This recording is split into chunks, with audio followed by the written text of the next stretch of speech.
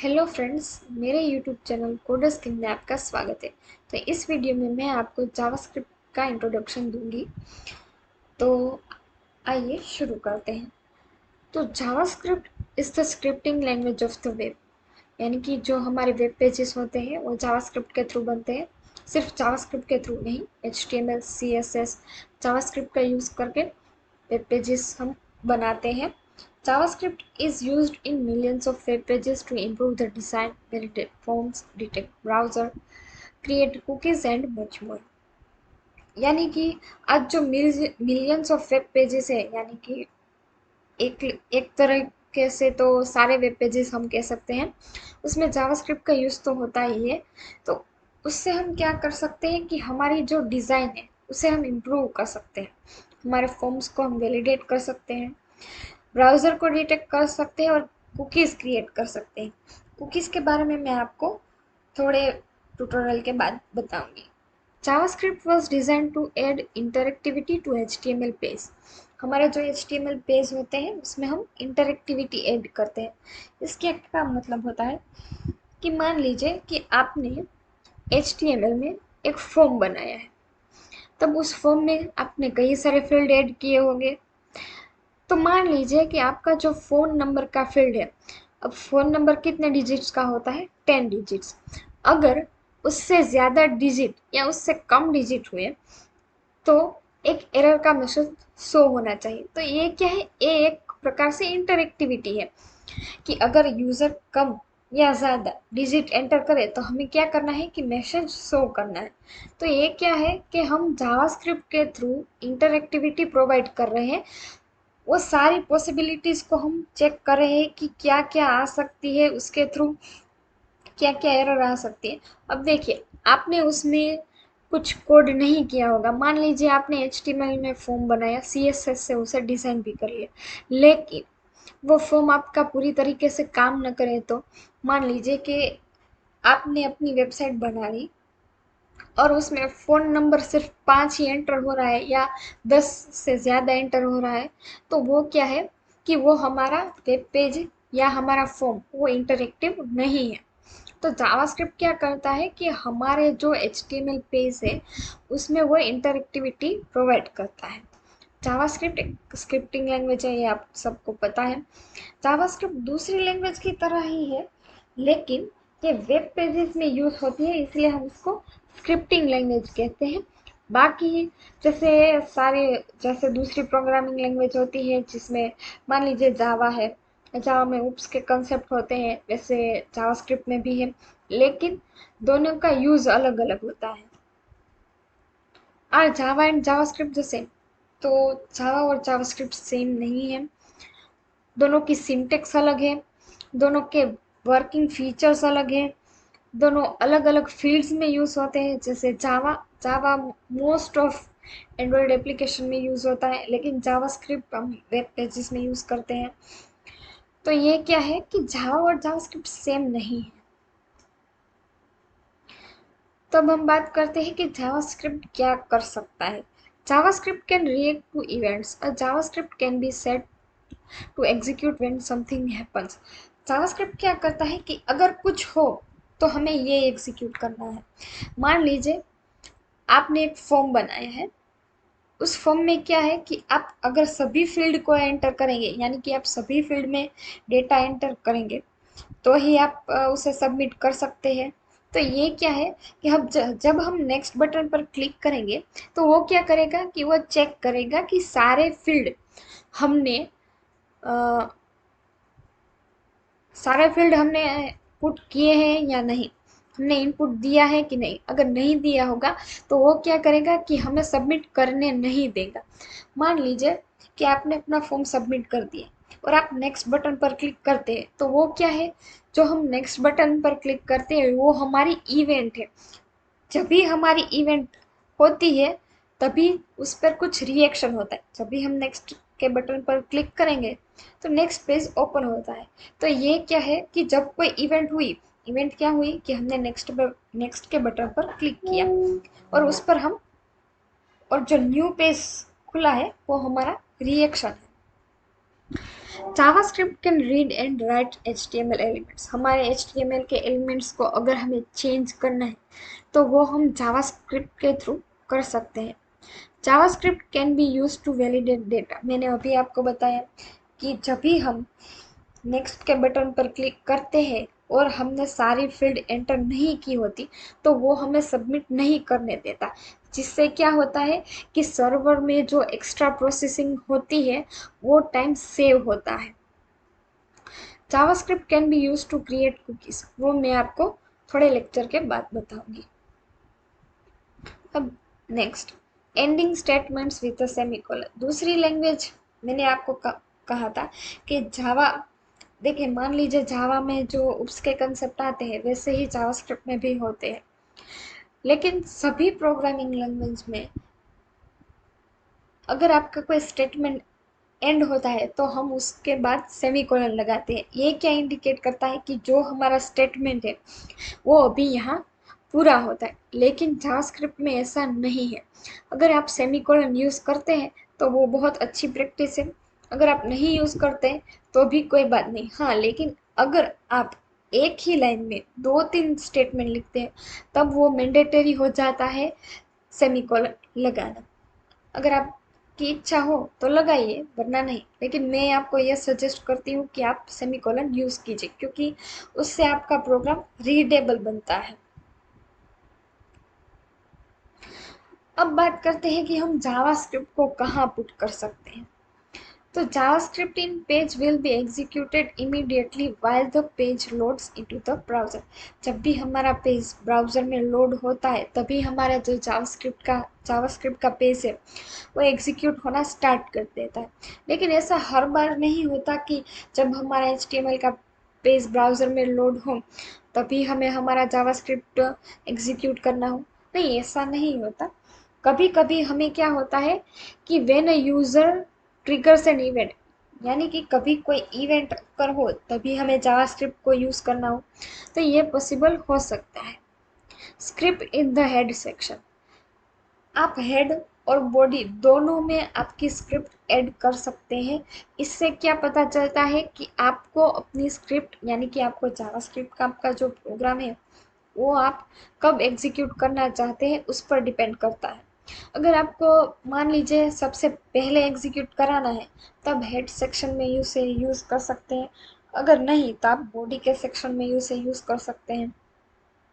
Script to be executed when they are called or when an event is triggered go in the head section. When you place a script in the head section, you will ensure that the script is loaded before anyone uses it.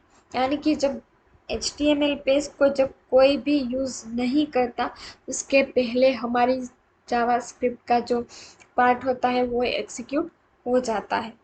Script in the both body and the head section. You can place an unlimited number of scripts in your document, so you can have scripts in both the body and the head section. तो आइए मैं आपको इसका example देती हूँ। पहले मैं यहाँ पे अपनी HTML फाइल को क्रिएट कर लूँगी first.html के नाम से।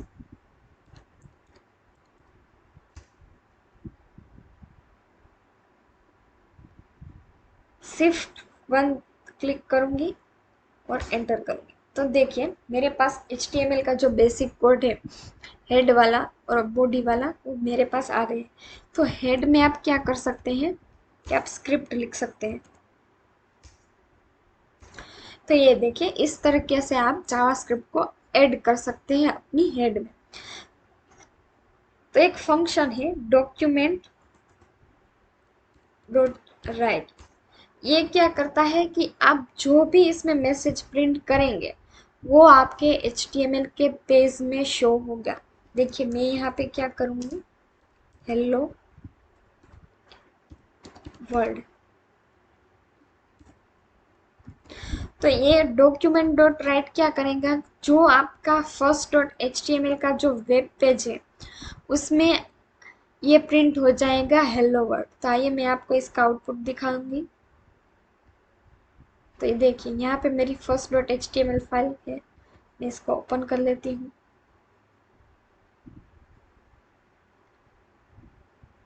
तो ये देखिए हेलो वर्ल्ड प्रिंट होके आ रहा है। तो डॉक्यूमेंट डॉट राइट ये क्या करता है कि जो भी हमारा मैसेज है वो कहाँ पे शो होता है, हमारे वेब पेजेस में। तो ये देखिए मेरी फर्स्ट डॉट एच फाइल है, उसके वेब पेज में ये क्या हो रहा है, हेलो वर्ल्ड शो कर रहा है। हम डॉक्यूमेंट डॉट राइट का इतने यूज़ नहीं करते, हम कंसोल डॉट लॉग का यूज़ करते हैं। कंसोल डॉट लॉग का यूज़ हम इसलिए करते हैं क्योंकि सॉरी कंसोल डॉट लॉग क्या करता है कि जो हमारा कंसोल है उसमें ये मैसेज प्रिंट होकर आएगा। मैंने फाइल को सेव किया है। देखिए उस मैसेज को आपको शो करने के लिए क्या करना होगा, आपको राइट क्लिक करके इस पे क्लिक कीजिए और यहाँ कंसोल देखिए हेलो वर्ल्ड प्रिंट होके आ रहा। तो हम कंसोल डॉट लॉग का ही यूज़ करेंगे आगे भी, क्योंकि हम हमारे वेब पेजेस में जो भी डिटेल्स ऐड करनी है वो हम HTML के टैग के थ्रू इनपुट कर सकते हैं। इसीलिए हम कंसोल डॉट लॉग का ही यूज़ करेंगे क्योंकि हम उसी में काम करेंगे। तो ये मैंने क्या किया था, स्क्रिप्ट को हेड सेक्शन में यूज़ किया था। अब हम बॉडी में यूज़ करके देखेंगे। मैं लिखूंगी कंसोल डॉट लॉग।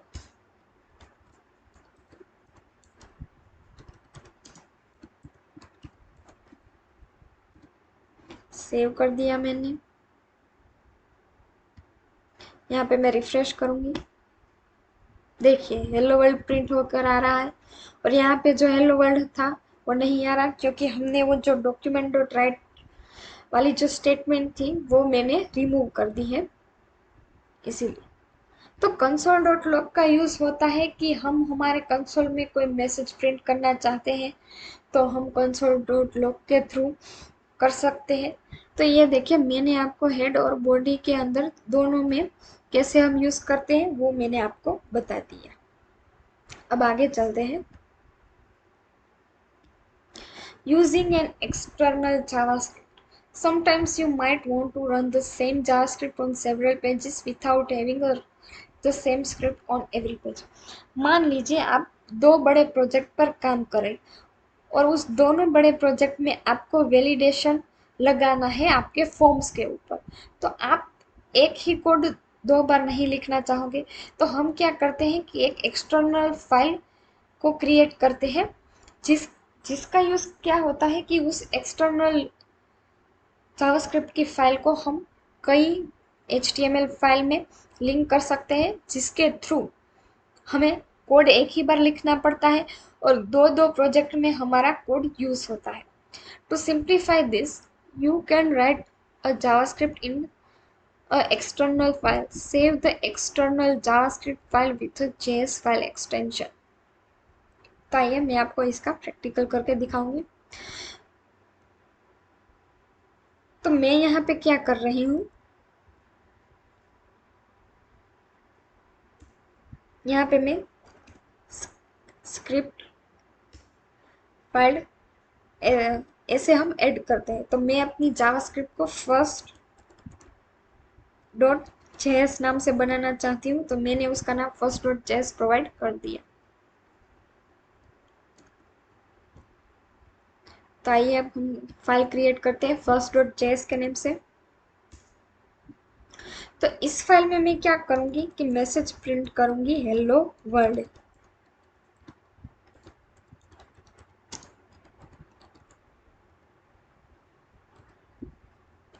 मैंने सेव कर लिया। यहाँ पे हम क्या कर रहे हैं कि एक सोर्स प्रोवाइड कर रहे हैं, मतलब यानी कि हम लिंक प्रोवाइड कर रहे हैं इस फाइल की। मतलब जब हमारा HTML फाइल एग्जीक्यूट हो रही होगी तो हम यहाँ से, मतलब कि यहाँ पे जो कोड लिखा होगा वो शो करेगा। आप यहाँ पे जितनी मर्जी चाहे उतनी फाइल्स को ऐड कर सकते हैं। तो आइए चलिए देखते हैं। यहाँ पे मैंने रिफ्रेश कर लिया, देखिए हेलो वर्ल्ड प्रिंट हो रहा है। तो ये क्या है कि हम देखिए, अब मैं दूसरी फाइल बनाऊंगी second.html के नेम से।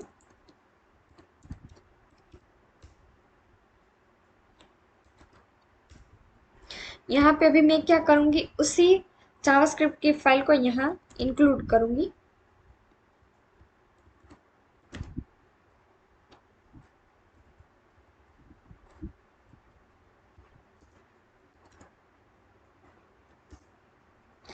हमारी जावास्क्रिप्ट का नाम क्या था, first.js। तो आइए देखते हैं कि इसका आउटपुट क्या आता है।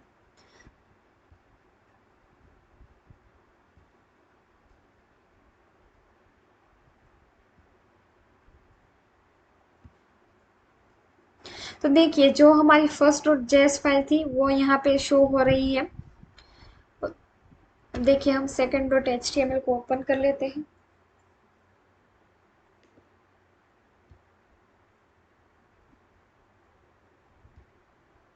हेलो वर्ल्ड प्रिंट हो रहा है। इसका मतलब कि हम एक ही जावास्क्रिप्ट फाइल बनाकर उसका कहीं कहीं कितनी सारी HTML फाइल में इसका यूज कर सकते हैं। तो आई होप को यहाँ तक आपको समझ में आ गया होगा। नेक्स्ट ट्यूटोरियल में हम वेरिएबल्स के बारे में पढ़ेंगे।